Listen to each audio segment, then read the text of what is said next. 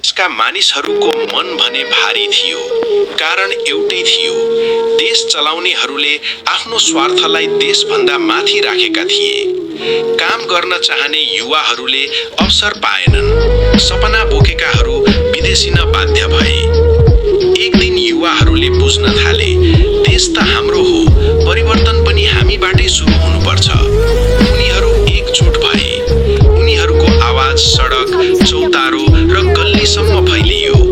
नारा केवल क्रोधको होइन, न्याय र उत्तरदायित्वको थियो। उनीहरूले भ्रष्टाचारको सूची बनाए, हिंसाका लागि होइन, सत्य सार्वजनिक गर्नका लागि। सत्तामा बसेकाहरू डराए, कतिले पद छाडे, कतिले देशै छाडे। पुरानो व्यवस्था हल्लियो, परिवर्तनको आँधी चल्यो। तर त्यो आँधीमा सबै सुरक्षित रहेनन्। केही युवाहरू घाइते भए, केहीले आफ्नो जीवन गुमाए। त्यो क्षतिले आन्दोलनलाई झन गम्भीर बनायो। उद्देश्य